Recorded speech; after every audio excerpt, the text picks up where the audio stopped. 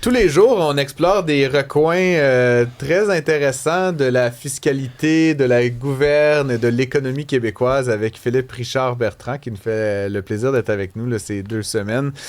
Phil, aujourd'hui, tant qu'à être dans les sujets légers, devrait-on abolir l'aide sociale et la pension de sécurité de la vieillesse? Non, mais en fait, c'est parce que je suis habile dans les controverses depuis 10 jours. On dirait presque que t'aimes ça. Donc, non, mais abolissons l'aide sociale. Pourquoi? Puis abolition l'aide à la vieillesse. Parce que ça fait aucun sens que quelqu'un peut subvenir à ses besoins en faisant 1 336 $ par mois. Tu trouves que c'est pas assez? Ça n'a aucun sens. Ça fait pas de sens. Tu sais, des fois, je peux être à droite, des fois, je peux être à gauche. Mais quand tu regardes ça, le revenu de base, là, tu sais, au Québec, là, si tu es sur l'assistance sociale, c'est 1 336 $. Faites le calcul. Là, tu sais, c'est plus que c'était. Oui, mais... Non, mais je sais pas. En fait, je suis d'accord avec toi, c'est vraiment pas beaucoup. Mais dans ma tête, c'était comme 700 $ par mois. Je sais pas pourquoi. Mais à 1300, à Montréal, tu paies pas ton loyer. Non. Par contre, c'est ça que je te dis. Ouais. Là, tu as 1 336 $ par mois, ce qui fait aucun sens. Après ça, par contre, tu as des compensations. Je vais appeler ça comme ça, là, dans le sens que tu ne paieras pas peut-être tes lunettes, tes frais de dentiste sont gratuits, etc. Ouais. Donc, tu as un paquet de trucs. Mais rendu là, OK, il y a une dizaine de programmes administrés pour aider ces gens-là. Parce que tu as le revenu de base, ça, c'est un programme. Puis ça, le programme des lunettes, ça, c'est un programme. Tu as le programme des dentistes, ça, c'est un autre programme. Alors, tu as une dizaine de programmes, puis là, moi, j'ai fait le calcul, je suis allé chercher ça sur le rapport annuel du gouvernement du Canadien. Ça coûte à peu près 5 milliards à l'État. OK? Puis après ça, il y a d'autres petits trucs ici et là. Tu rajoutes un autre 2 milliards. Alors, ça coûte 7 milliards. Puis là, je me suis juste dit, combien ça coûte administrer ça? Tu sais, les 10 programmes. Ouais, tu rajoutes 300 à 500 millions par année. Là. Ça, c'est 300 à 500 millions par année qui ne s'en va pas dans la poche des gens pour les aider. Là. Ça, c'est la machine. Tu sais, c'est fonctionnaire, puis le formulaire, puis le 4e formulaire, puis la copie du formulaire. Bon. Pourquoi qu'on ne donne pas 2000 $ à tout le monde? Augmenter le seuil, mais abolir les programmes. Mais là, tu payes tes lunettes. À 2000 $ par mois, 24 000 $ par année, on s'entend, là, on ne te rend pas riche, là. On te permet de vivre de façon élégante. OK? Puis, tu sais, encore une fois, là, on pourrait avoir un long débat sur as-tu le droit à l'assistance sociale ou tu peux aller travailler? Oui.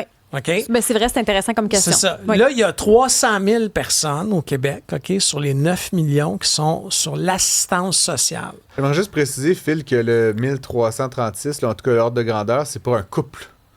Non, le montant de l'aide sociale pour une personne seule sans contrainte, c'est 845. Là, pas que je veux gagner sur toi, mais c'est ça que je te dis, le 845. Ça fait pas beaucoup. Non, mais ça fait pas de bon sens. Tu dis que tu peux pas payer un loyer, je me dis, il y a sûrement des places là, au fin fond d'un rang, là, dans un truc un peu dégueulasse, que tu peux trouver un loyer à 500-600 $. Mais imagine quand même, si tu dis ça, par exemple, mais Francis, quand même, si, par exemple, tu es dans le fond d'un rang, tu n'es pas capable de te déplacer. Exactement, mais je dis encore une fois, quelqu'un qui est apte à aller travailler puis qui veut pas travailler, là, pour l'instant, je le mettrai pas dans l'équation. Ouais. Moi, je veux juste parler de ceux, là, il y a des gens au Québec là, qui ne peuvent pas travailler. Non.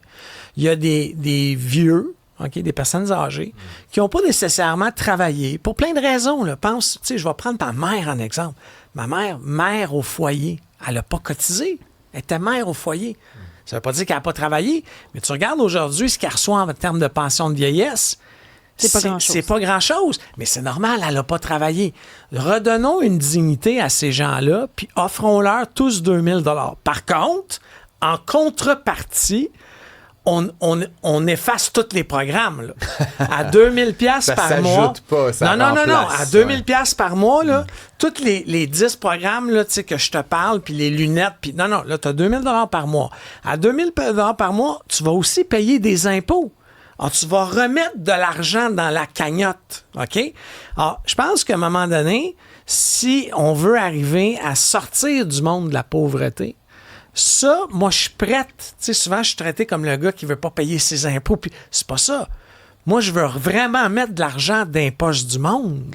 Est-ce que tu mettrais des prix moindres, par exemple, pour les lunettes en abolissant le programme, mais que selon un revenu, tu paies moins cher ta lunette, par exemple? Le problème, si je comprends bien ce que tu dis, Phil, puis mais c'est qu'en fait, on abolit toute forme de complexité, là, grosso modo. Fait qu'il n'y a pas de rabais, il n'y a rien, c'est juste t'as ton argent. T'as 2000 $ par mois, mais là, on abolit l'ensemble des programmes. T'as besoin de lunettes, tu payes tes lunettes. T'as besoin d'aller chez le dentiste, tu payes chez le dentiste. Là, je te relance ma question. Mais encore une fois, tu sais, moi, j'en porte des lunettes là, le soir, là, tu sais, puis oui, je pourrais m'acheter des Gucci, tu sais, à je sais pas combien, mais moi, j'achète mes lunettes où c'est pas cher parce que j'ai juste en besoin le soir. Toi, comme tu travailles avec ça tous les jours, peut-être que toi, tu veux des lunettes un peu plus fancy. Tu sais, je pense que moi, je paye mes lunettes 200$. Oui, mais par exemple, je pense pas que c'est énorme comme prix. Si tu es sur l'assistance sociale, le 200$, tu l'as pas. Non, mais je suis d'accord, mais là, à place de faire 1300$, je t'en donne 2000$. Je te donne 700$ de plus, puis là, selon le calcul de Francis... Sauf que tu nous fais payer de l'impôt.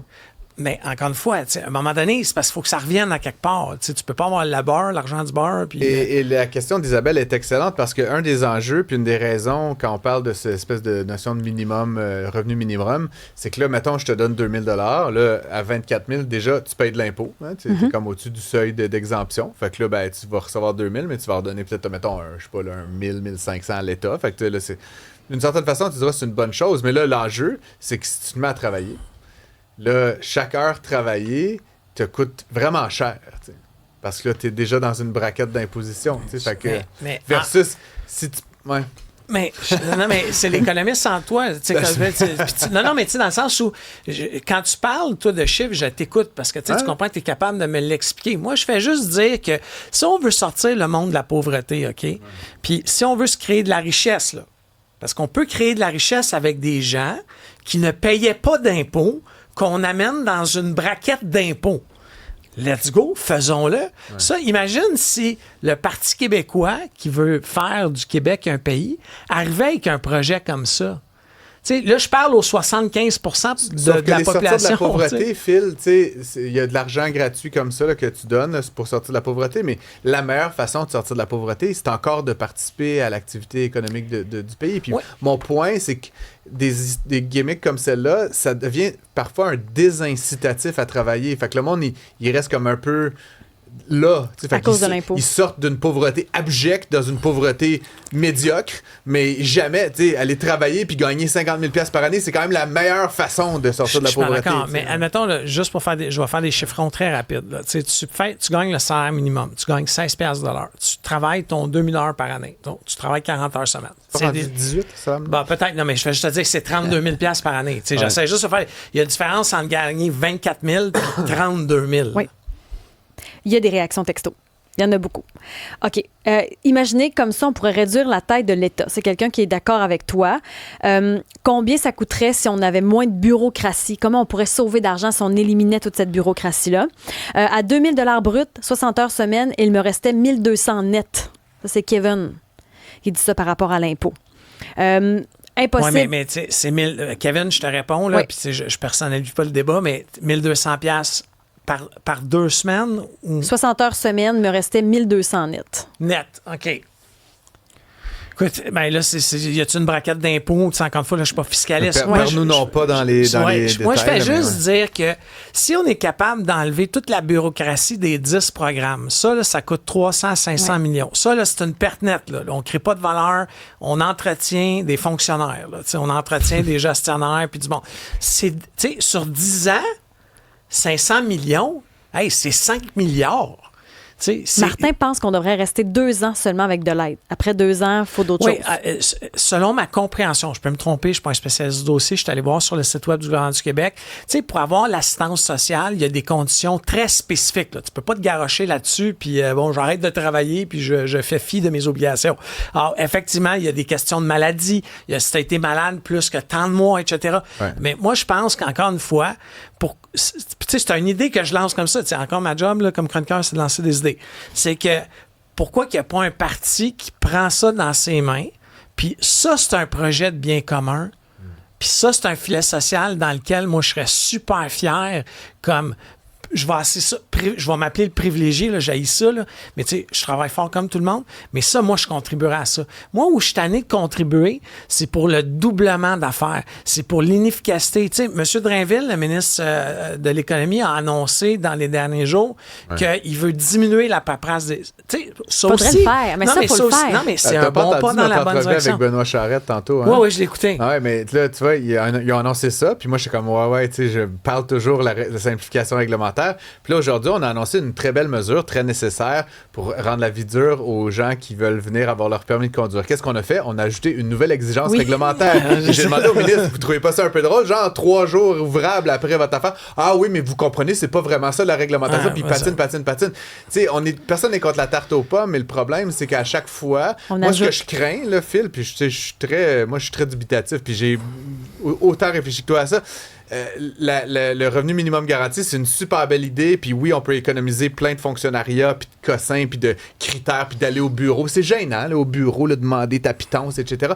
Mais le problème, c'est que tu mets ça en place, puis souvent, tu gardes le reste de la mais c'est ça. Puis tu donnes des rabais ses lunettes, puis là, t'as encore plein de fonctionnaires, ça fait juste coûter tout ça beaucoup plus cher mais c'est pour ça que la je te situation d'avant.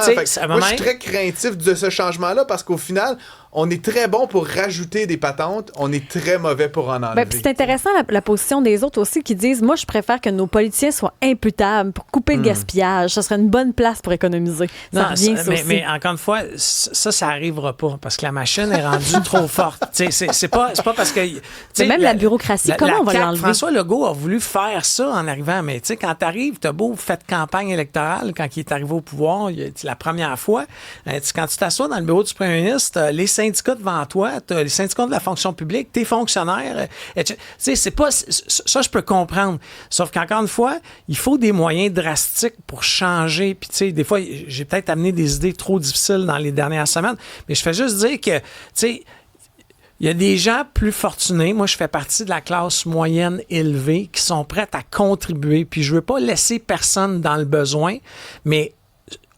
Puis, tu sais, mes chroniques ont fait réagir. T'as un paquet de monde qui m'ont écrit dans les 10 derniers jours. Mais ça veut dire qu'on réfléchit au moins. Ça nous permet de réfléchir. Ça, parce que 1300$, OK, de 1336, je pense que c'est le montant. Pour une personne handicapée ou un couple. Hein, je trouve que ça fait aucun sens. Philippe Richard Bertrand, expert en polémique et en commercialisation des technologies. Merci d'être avec nous tous les jours. On se retrouve demain.